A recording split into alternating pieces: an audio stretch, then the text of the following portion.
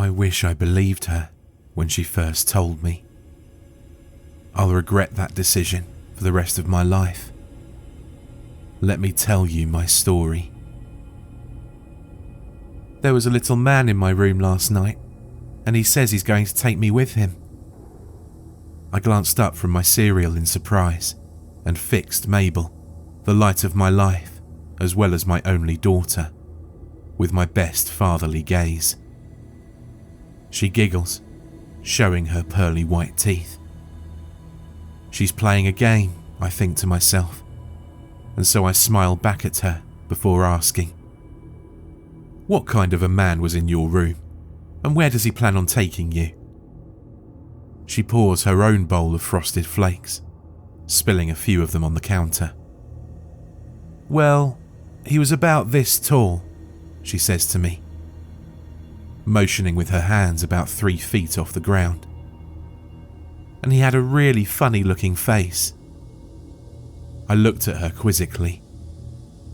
"You still haven't answered my other question, Mabel. Where does he plan to take you?" Mabel seemed to ponder this for a moment, and I expected her response to be something along the lines of Neverland, from the Peter Pan book she'd recently finished and enjoyed so much. Or perhaps even Mount Rushmore, which she'd acquired a fascination with since I rented North by Northwest from the local video store, and we watched it together. Jesus Christ, what had I been thinking letting her see that movie? It was much to my surprise when Mabel finally replied, "I don't know where he'll take me. He just said that he would." A look of confusion had donned her beautiful face. A flicker of concern sparked in my mind. Surely the great imagination of Mabel Stewart couldn't be fading at the tender age of only 7, could it? "Well," I said, attempting another grin at her, "you just have this man visit you again while I go off to work, and when I come back, I expect a full explanation from this individual. I want to know exactly where he'll be supposedly taking you. After all, it would be a shame if you had to miss dinner tonight." I gave her a wink out of the corner of my eye, before saying quietly, in a conspiratorial tone, "I'm making steak." Immediately, her eyes lit up, and that smile that I'd seen so often over the years returned to her face in a nanosecond. In a burst of excitement, she jumped up and wrapped her tiny little arms around my waist, pressing her cheek against my stomach. "Whoa there," I laughed, and hugged her back best I could, given the fact I was standing up. "I love you, Dad," she whispered, and I let out a chuckle as I felt warmth spread throughout my chest and course through my veins. The kind of warmth that only your daughter can bring you. I knelt down and she gave me a quick peck on the cheek, as was our morning tradition before I slipped on my belt, complete with my Smith & Wesson service revolver, and headed out to work. When I returned home in the evening hours, I found Mabel where she usually was, in her room, drawing pictures. I clomped heavily inside before sitting down beside Mabel on her bed. She was so engrossed in her artwork that she didn't even do so much as turn around. All I got was a subdued, "Hi, Daddy," as she continued to sketch. "What are you drawing, sweetie?" I asked her. Then suddenly, she hops to her feet and swiveled to face me, with a pleased expression on her face. "I'm done," she announced proudly, and held her newest picture out to me. The drawing appeared to be the ugliest human being I'd ever laid eyes on, even in an image.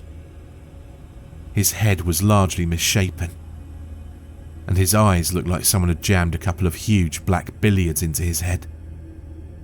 The mouth was essentially a straight line that was etched into his wrinkled skin. I frowned slightly disturbed that my own daughter could produce something this macabre.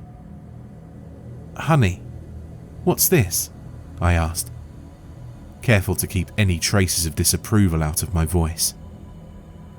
"It's the man with the funny face," she cried happily. Remembering our game from the previous morning, my concern lessened a degree, and I smiled down at her once more. "So tell me," I inquired, "did this man visit you while I was gone?" Her eyebrows knitted together as if she was disappointed in something before she answered, "No, he didn't come to see me." "Well, that's too bad," I responded in my own disappointed tones. With that, I assumed the game we were playing was over, and I was actually a little glad because of it. The picture that Mabel had drawn gave me the creeps, and the idea of something like that being in my house was too much to bear. I resolved not to let her read any more of those damned horror comics. They were probably rotting her mind. The night came and went, and just like yesterday, when Mabel came down for breakfast, the first words out of her mouth were, "There was a little man in my room last night, and he says he's going to take me with him." I raised an eyebrow cautiously. "Didn't he say that last night?" I asked her. "Well, yeah, but tonight he said it again," she answered, before sitting down and grabbing a peach from the fruit dish on the middle of the table. Things proceeded as they regularly did. I got my daily kiss on the cheek, and with that, I headed to work, came home, made dinner, and finally enjoyed a rerun of an old Twilight Zone episode with Mabel, before ultimately collapsing onto my bed for a good, long rest. But I simply couldn't fall asleep. The face from that picture that Mabel had drawn kept flashing into my mind whenever I closed my eyes. It was inescapable. Finally, I got to my feet and ambled tiredly into Mabel's bedroom. She appeared to be sound asleep. I went over to her window and felt the latch. It was rock solid. No way that anything or anyone could possibly get in. Just for peace of mind more than anything else, I checked the other various doors and windows of the house. All of them were secure. Feeling significantly better about myself, I climbed back into bed and slept like a log for the rest of the night. The next morning, it was the same old story again. But this time, when she inevitably said the words, I cringed inwardly, although I did my best not to show it. "There was a little man in my room last night, and he says he's going to take me with him." "Honey," I began, my voice cracking, "do you think we can stop playing this game?" Mabel looked at me curiously. "What game are you talking about, Daddy?" "Well, honey, you know that there is no man in your room, right?" Mabel's expression was blank. She did nothing but slowly shake her head. "Mabel, I think what you're having is called a recurring nightmare. It's a dream that repeats itself. It's very common. You have no need to worry." Again, Mabel's stare was cold and blank. She responded by saying, "Daddy, I'm not lying to you. The man is real, and he's going to take me with him." I continued to eat breakfast momentarily, musing with myself about how this situation could be fixed. Then, an idea came to mind, and I hid my smile with a glass of orange juice before clearing my throat. "Mabel, do you think you can convey a message to this man for me?" "Uh-huh," Mabel responded, buttering her toast. "Tell him that I don't want him in my house anymore, and if he wants to take anyone, he should take the Brewer kids from up the street. For a second, I could see the amusement in Mabel's eyes. She knew what bad kids the Brewers were, and how relieved everyone would be if they were to suddenly disappear without any explanation. "Sure, Daddy, I'll tell him." A few hours later, the day's work was done, and I was in the final stages of preparing to go to bed.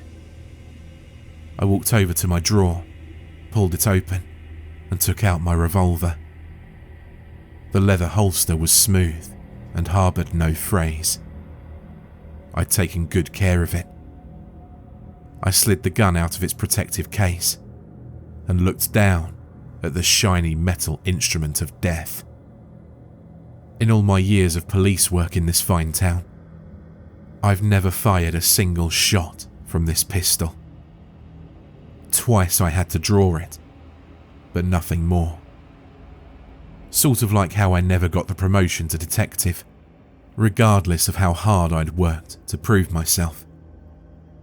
I feel a twinge of anger.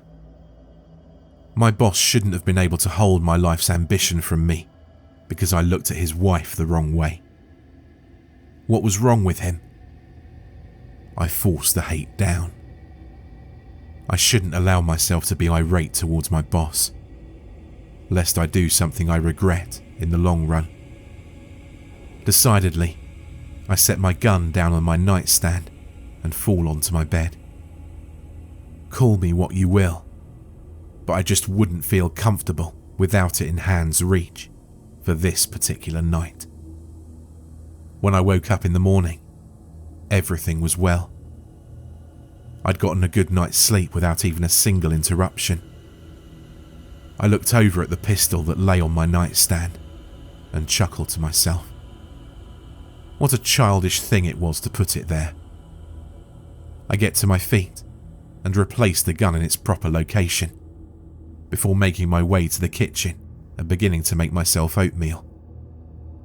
Within a few minutes, breakfast is ready and I sit down at the table to eat.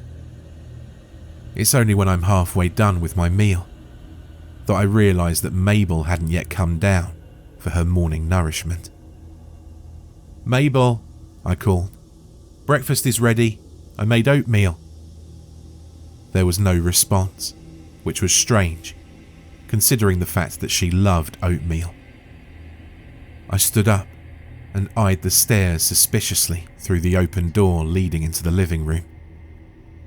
Taking a deep breath, I crossed the kitchen, made my way through the den, and began to mount the stairs one by one, slowly and precariously. When I eventually got to the top, I scanned the hall.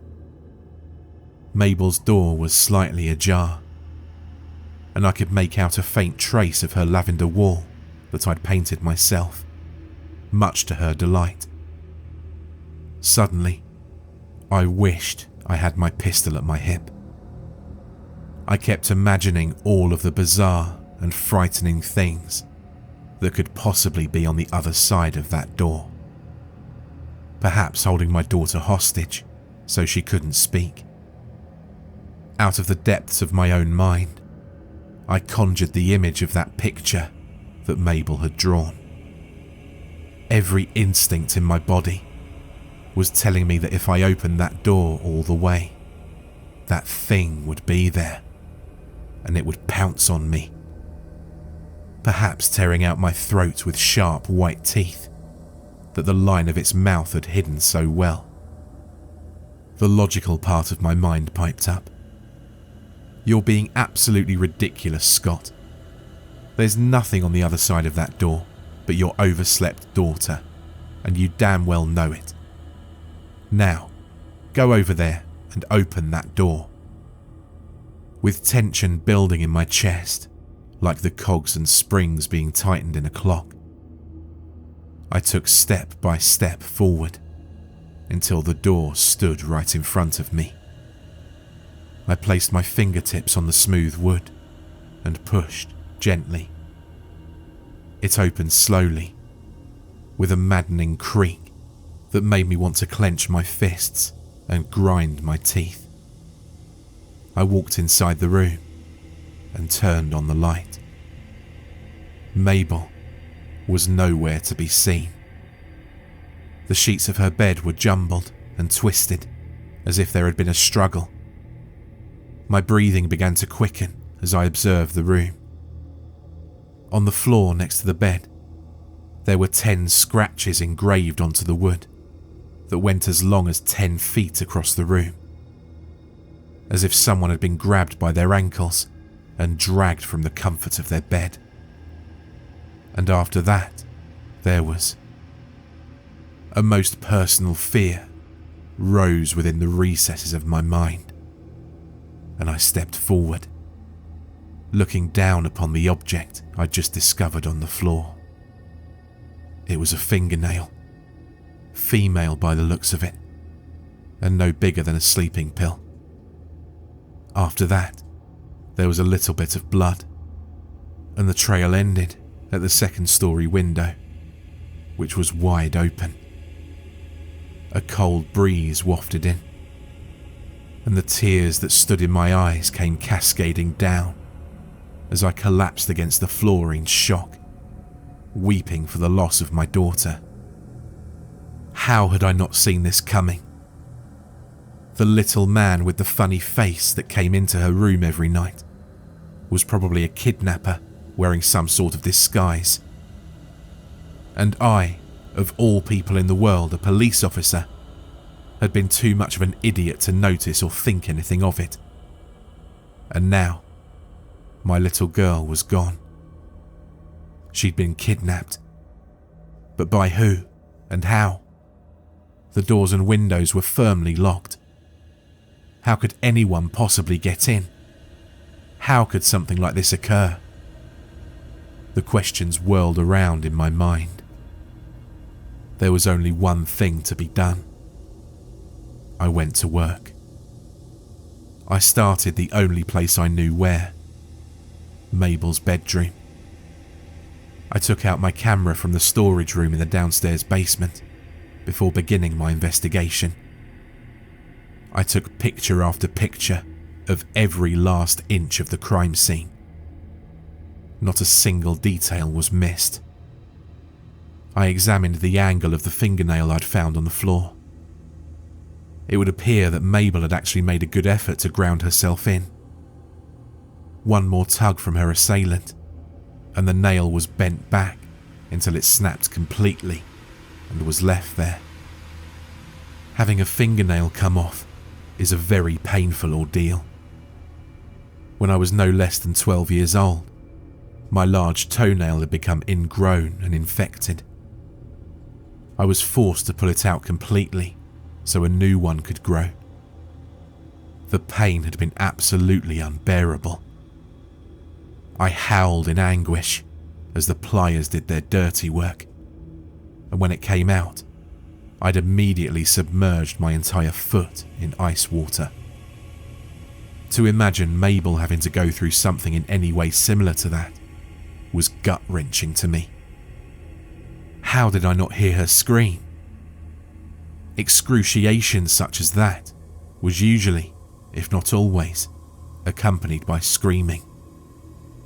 The only way to explain this was if Mabel's attacker had masked her racket somehow, most likely by clamping a hand over her mouth. But this didn't add up. How could this be possible if I already knew that this said attacker had kidnapped Mabel by grabbing her by the ankles and dragging her? It could not be, unless whatever had taken her had more than 2 arms. What else was there to do?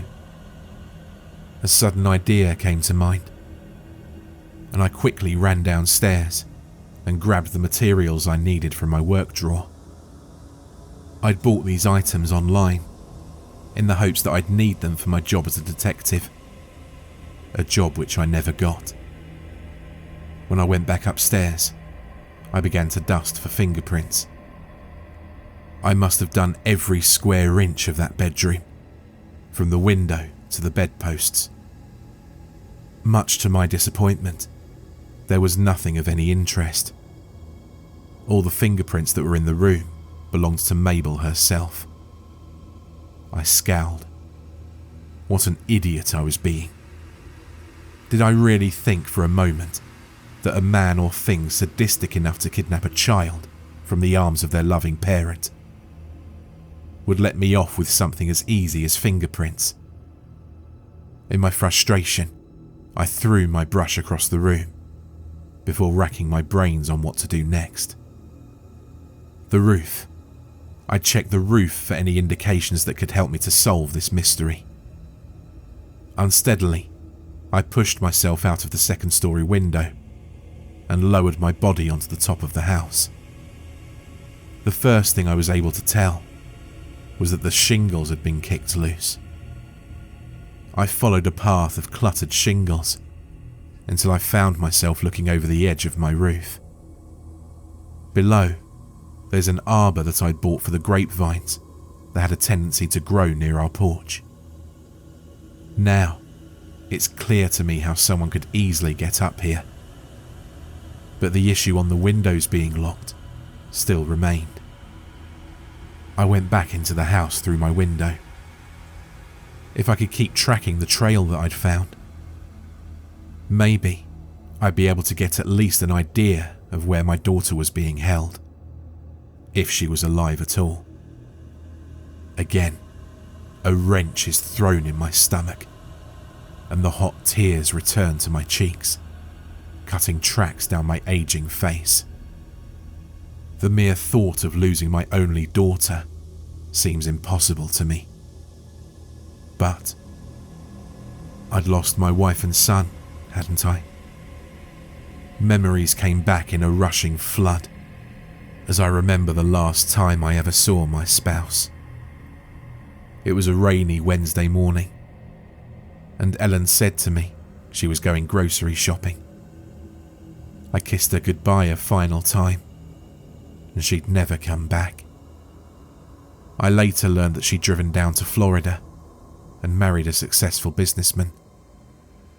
It was one of those situations where the only thing to do was put your head in your hands and wonder what you possibly could have done wrong.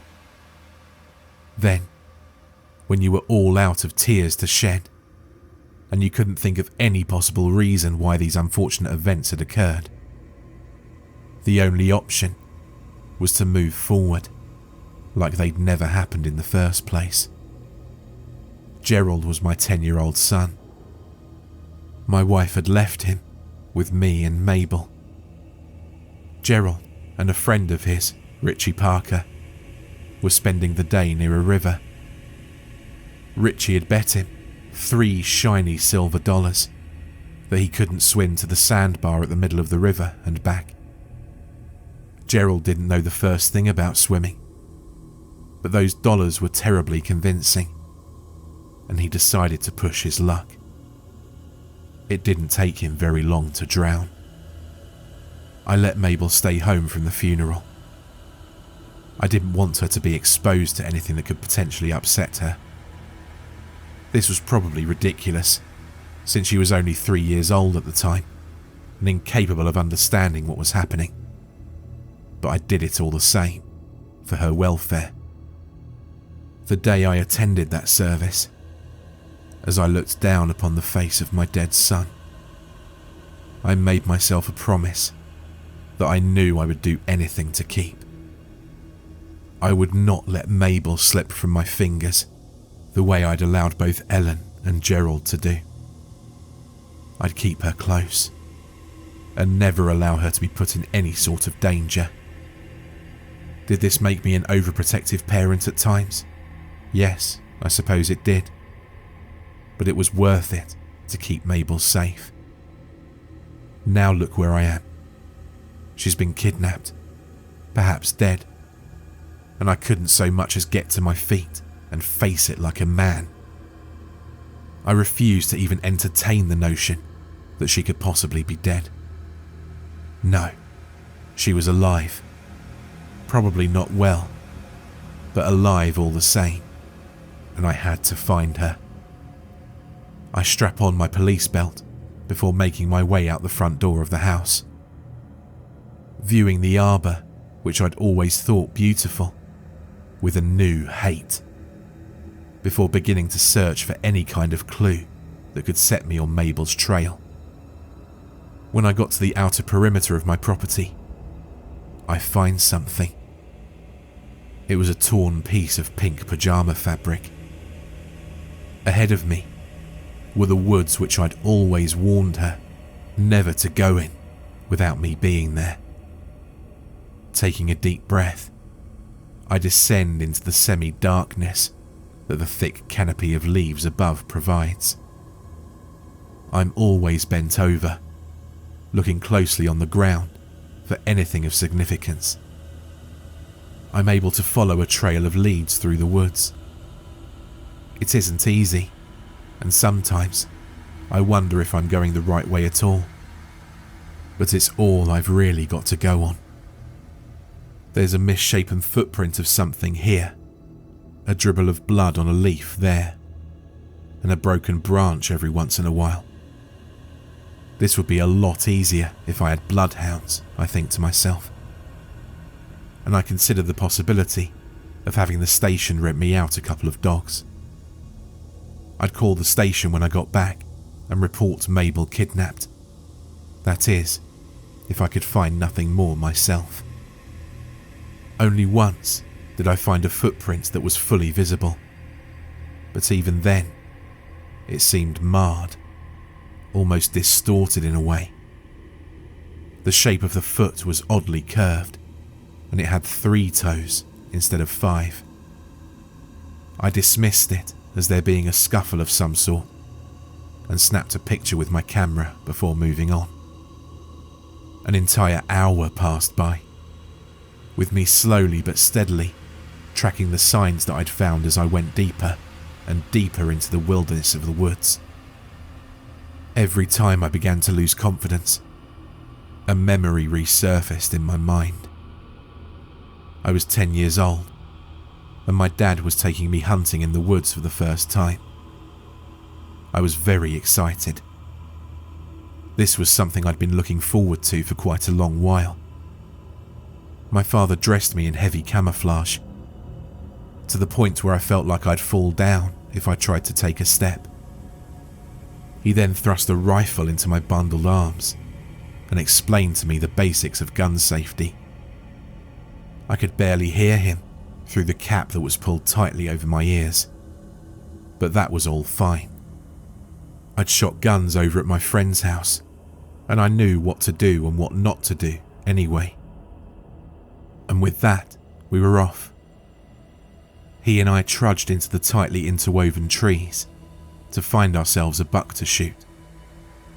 I asked him if I could take the cap off, and he nodded his approval. No sooner than I'd removed it, he was holding his hand up for me to stop. Then he crouched down, examining the tracks he'd found in the mud. He beckoned me closer, and placing the butt of my rifle in the ground, we both observed the imprint of deer footfalls, me feeling a little silly doing it. With that, he taught me in a hushed whisper the fundamentals of tracking. At first, I was admittedly quite terrible when it came to the task of tracking game. But as the years wore on, and my father and I went into the woods more often, I became more skilled in this operation. By my teenage years, with the help of my dad, I became one of the best trackers in town. I smiled to myself, despite my desperate situation, over that memory of which I'm so fond. It's only a few minutes later when the woods, and the trail with it, abruptly end. I find myself looking out into the Brewer's cornfield. The pale yellow stalks of corn rustle in the wind. They almost seem to be mocking me. Whoever kidnapped Mabel took her through this cornfield, no doubt about it. But it would be trespassing to go forth and investigate. Even as a police officer, I can't just search the Brewer property without a warrant. And there's the possibility of me getting shot if I was to try. Bart Brewer is not very agreeable to trespassers. No less than a year ago, I remember a young 9-year-old boy coming into the Millenport police reception, bawling his eyes out. When we were able to calm him down as to make his words understandable, he choked out a story about how he'd went to retrieve a baseball on the Brewer property and ultimately had a muzzle loader stuck in his face. Suddenly, a thought comes to me. How did I know it wasn't the Brewers that had abducted Mabel in the first place? Somehow, this idea troubled me, despite me not knowing the Brewers very well. All I really did know about them was the fact that their kids were troublemakers, and their father had hunted illegally several times. That and the fact they were not very nice people, and it was certainly advisable to avoid them wherever possible. The answer was in those stalks of corn. I knew it. So without another thought, I strode forward and began to make my way through the yellowed rows. Picking up clues to the trail in the cornfield was so much easier than it had been in the forest. Certain stalks had been trampled over, making a clear and obvious path. The sun rose high in the sky, and sweat began to accumulate on my brow. Still, I pushed on and on, with the sound of corn husks crunching under my feet, and the stalks tickling my arms and legs. At any moment, I keep expecting to find myself face to face with Bart Brewer and the muzzle of his 8-gauge shotgun. But for whatever reason, I don't. The farm remains peaceful and quiet. There's no sudden blast of a gun and spill of my guts. In the rows of corn, I walk on, undisturbed. Eventually, the trail stops and I step out into the open. But I'm still in the cornfield. It would appear that someone had cleared out a wide circle in the corn. The stalks had been pushed flat for 20 feet in every direction in this one particular clearing. There were no more signs of Mabel. It was as if the earth had swallowed both her and her kidnapper up and left a large amount of open space in their wake. As hard as I searched, no more clues could be found. A course of action needed to be taken. I could call my fellow police officers to this case and lead a full-scale investigation of the Brewer farm. That would be the most obvious thing to do, would it not? Then, I started to think to myself. I sat down in the wide open clearing in the corn, and I thought. I thought about how, after all these years of hard work and dedication, I'd never been given the promotion to detective. It had been my life's ambition since I got out of college. Start out as a lowly police officer, and over the years, get promoted to detective. But, after all this time, I hadn't even come close to this opportunity, despite how much I wanted it, and despite the excellency with which I'd done my work. If I solved this case on my own, without the help of anyone else, my boss, no matter how much he disliked me, would have to give me this promotion. How could he not? With this in mind, my mission to find Mabel became ever more urgent than it already was. On the way back to my house, I made a plan. I'd return to the Brewer farm for a late-night stakeout.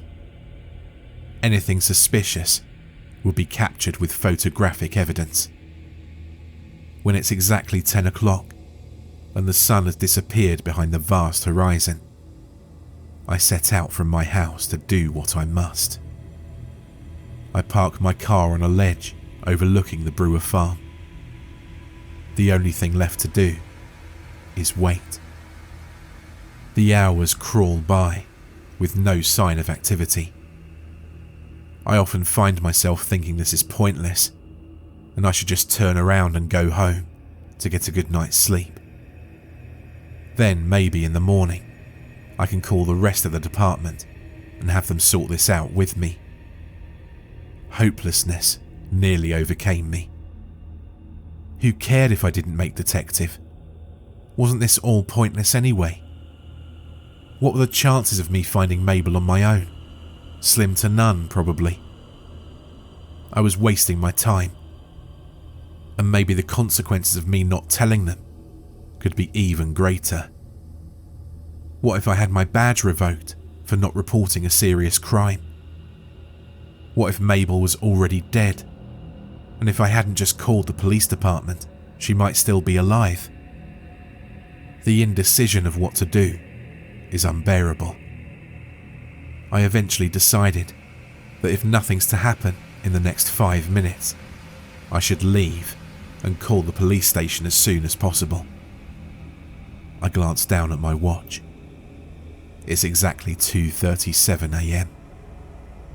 I let out a deep sigh, and the exhaustion rolls over me in a wave of weariness. I blink hard, trying to focus. Spots dance in my field of vision. All of the slight movements I make feel forced. My eyes close for a split second, and I enjoy the feeling of sweet, sleepy bliss. I'm not falling asleep, only resting momentarily. There's a sudden and brilliant flash of light. My eyes snap open, and I stare in complete awe at the magnificent beauty that's flashing before me. It was a giant white orb, floating in the sky and slowly descending downwards.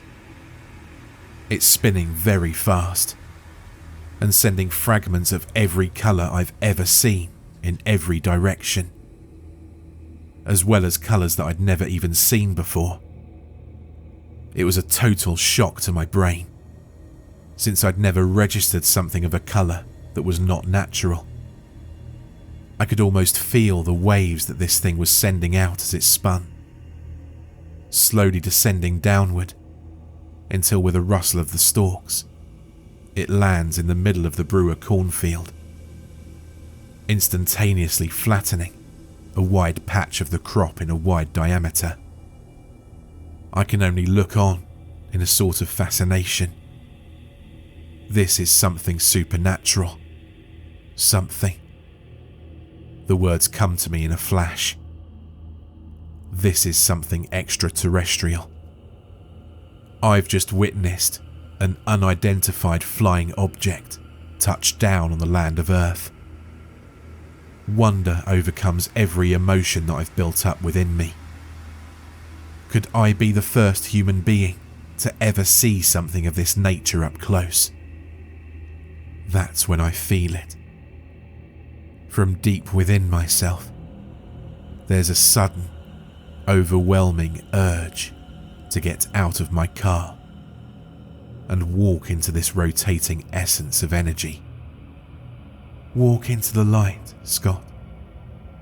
You will see your daughter once more. All you have to do is walk into the light.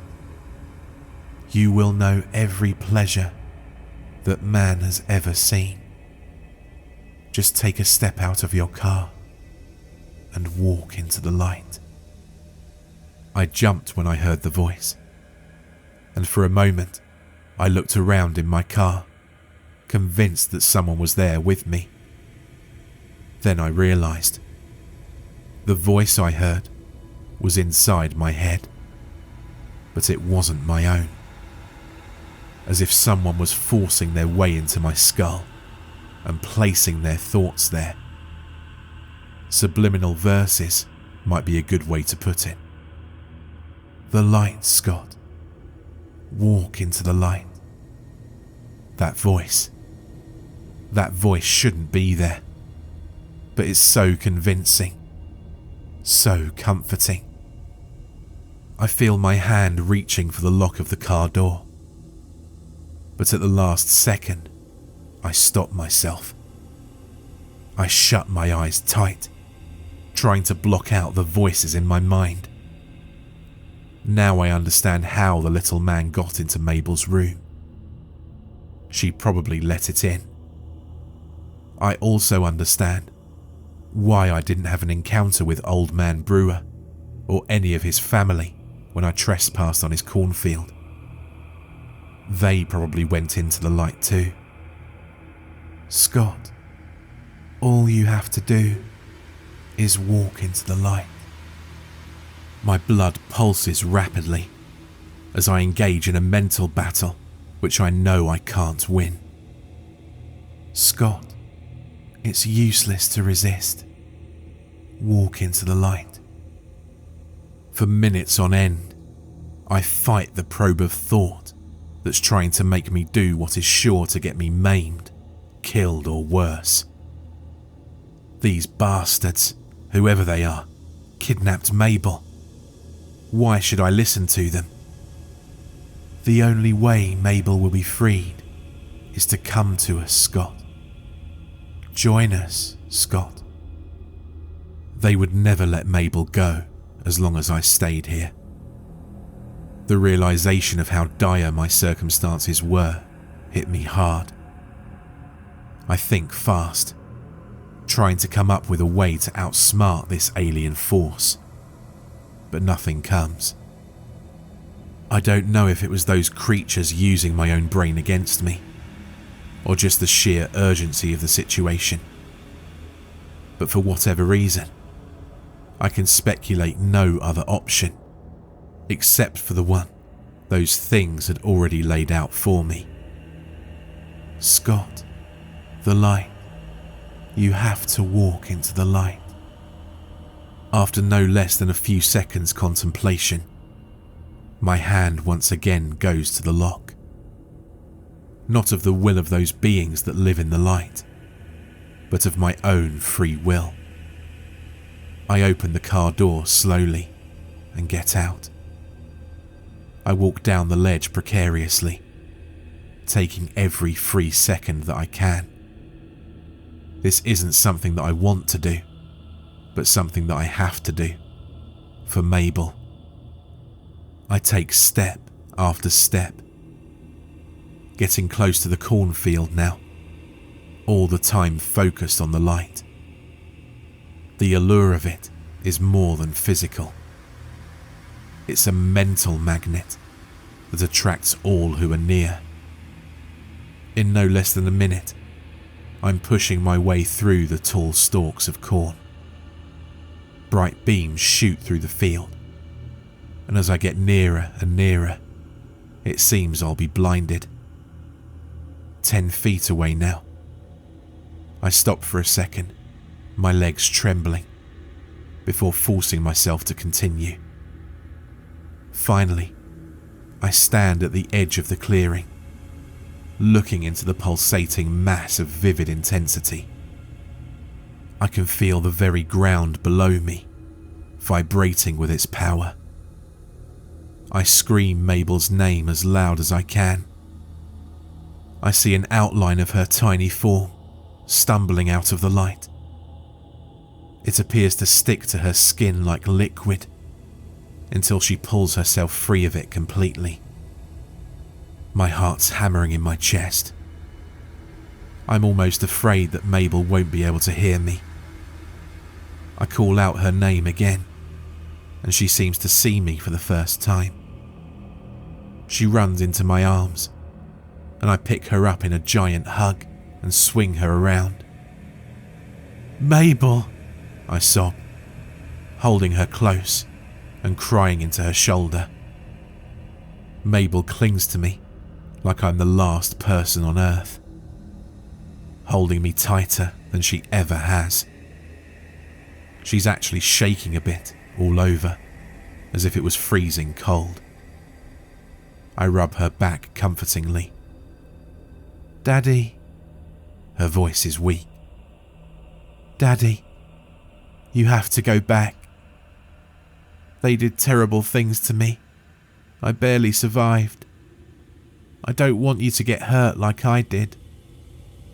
For a moment, I'm tempted to run with Mabel in my arms, away from this terrible threat. Why should I just submit to the will of these things? As I keep a firm hold on Mabel, one hand strays to the pistol at my side. How could I have forgotten about that handy little tool? The voice in my mind stirs once again, and this time there's a sinister note in its speech. "Scott, there's no point in making this harder than it has to be. We'll never allow either you or Mabel to escape with your lives if you try anything reckless." I bit my fist hard before setting Mabel unsteadily onto the ground and looking her dead in the face. I don't want to have to do this. I promised myself that I wouldn't lose Mabel. With the thought of my promise, I feel a painful tug in my chest and a lump gathering in my throat. When I talk to her, my voice is strained. "Mabel, don't you worry about it. You just get out of here and you get help, okay? There's a cell phone in my car.